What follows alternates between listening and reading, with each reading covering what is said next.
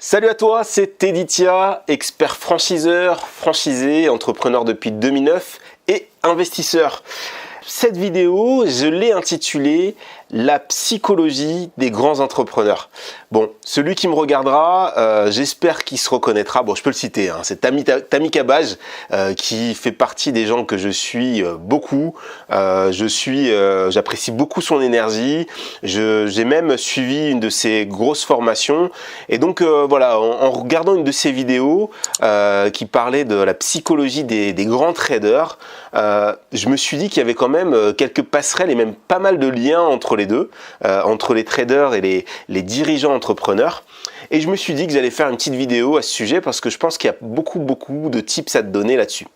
Donc j'ai choisi trois points dans son approche. C'est une approche d'ailleurs qu'il a regroupée dans un bouquin qui se vend depuis pas mal d'années. Donc il faut savoir que Tami a écrit un bouquin autour de ça, autour de la psychologie des traders. Et dans ce bouquin, moi j'ai choisi 3 points que j'aimerais partager avec toi. Le premier point que j'aimerais partager avec toi, c'est la gestion des émotions. Donc lorsqu'on est dirigeant entrepreneur, on est soumis à énormément de stress qui va venir de plein de choses. Ça peut être une absence de résultats, de bons résultats.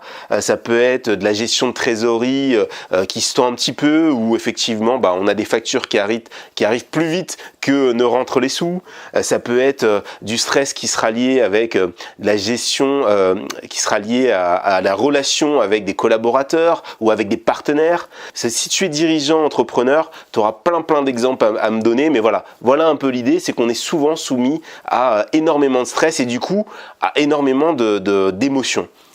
Donc une des solutions que j'ai utilisées moi dans mes différentes entreprises et aussi que j'ai utilisées lorsque je pratique toujours un petit peu les arts martiaux et les sports de combat, c'est le fait de revenir systématiquement lorsque tu es un peu bousculé, de revenir à la base, de revenir à des choses très pragmatiques, très factuelles. À partir de là, la prise de décision sera très facilité. Si effectivement tu fais abstraction de toutes les choses qui ne sont pas factuelles, tu verras que ça sera beaucoup plus facile pour toi de prendre des décisions et de gérer ces situations de stress.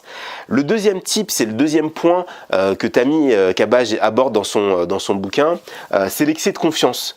Effectivement, lorsque tu as de la réussite dans un projet ou plus globalement que ta boîte fonctionne plutôt bien, tu peux avoir tendance à avoir l'impression que tout est acquis et que ad vitam aeternam tout se passera bien. Donc il faut vraiment faire attention à ça, ne pas être dans de l'excès de confiance, penser que un marché, qu'un business ou que ton produit est indéboulonnable et que tu es leader depuis 5 ans, depuis 6 ans et que personne ne pourra jamais venir te chercher. Vraiment, faut se méfier de ça.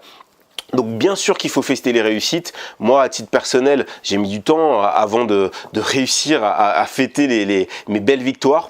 Ça pourra faire l'objet d'une autre vidéo, mais c'est vraiment très important de repartir rapidement au travail. À l'image un petit peu de notre équipe de France qui a gagné la Coupe du Monde assez récemment. Vous voyez bien, on est aujourd'hui en quasiment septembre. Tu as quasiment tous les joueurs de l'équipe de France qui sont repartis au charbon, qui jouent dans leurs équipes, en Ligue 1, en équipe d'Angleterre, en Ligue 1, dans le championnat d'Angleterre, ils sont tous repartis au flambeau, ils sont repartis de zéro, ils ont fait abstraction de leur précédente victoire. Donc, j'aimerais te donner 2 tips pour pouvoir bosser et pouvoir combattre cet excès de confiance.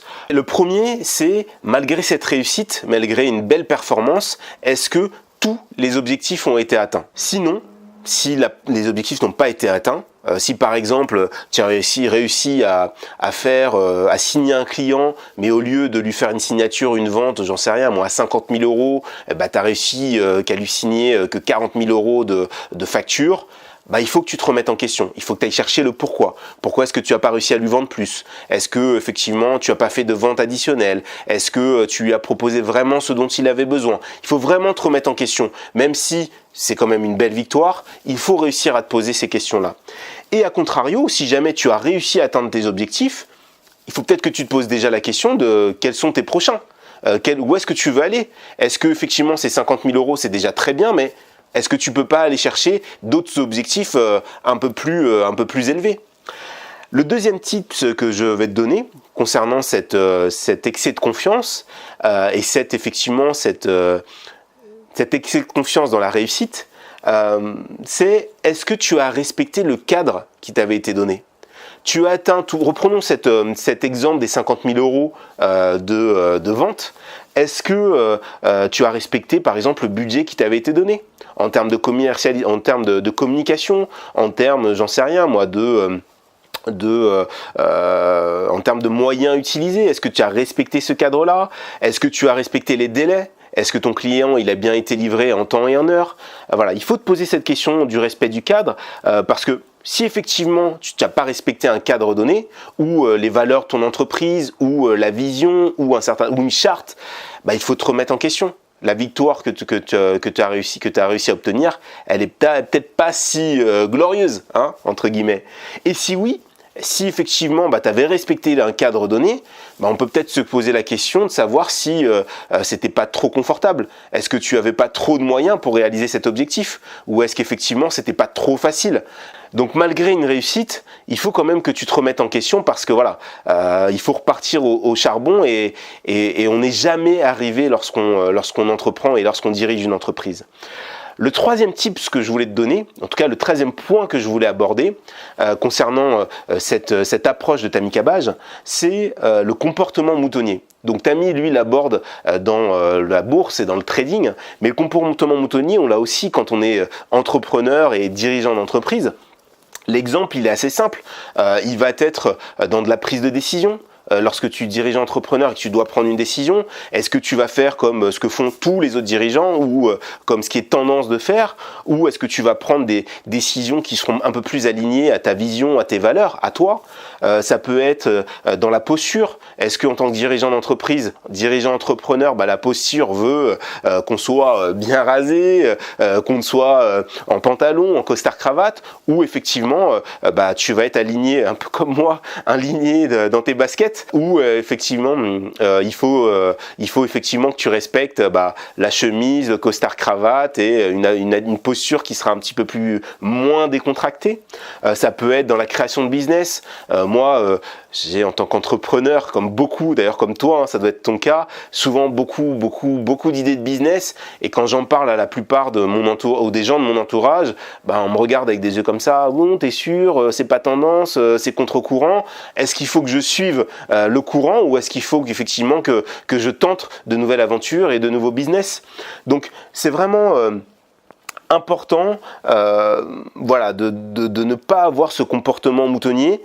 Juste qu'on soit clair, hein, ça m'arrive aussi régulièrement d'avoir envie de suivre un petit peu le courant, hein. Je dis pas que tu es moutonnier, ça m'arrive aussi d'être dans cette dynamique là, mais il faut vraiment, je pense, c'est vraiment très important que lorsque tu décides de suivre un courant ou de prendre une décision, indépendamment de ce qui se fait ailleurs, indépendamment de ce qui se fait en dehors dans ton environnement, c'est important surtout d'être aligné avec ta vision, d'être aligné avec tes valeurs. Voilà, en conclusion, je voulais vraiment attirer ton attention sur ce sujet. La psychologie, lorsque tu es dirigeant, entrepreneur, lorsque tu es créateur d'entreprise, lorsque tu es dirigeant, lorsque tu es entrepreneur, c'est vraiment quelque chose qui est très très très important. C'est vraiment important de prendre le temps de travailler sur ce sujet. Alors il y a deux approches, hein. Tu peux travailler en allant voir peut-être des coachs qui vont te faire bosser un petit peu sur la posture, ainsi de suite.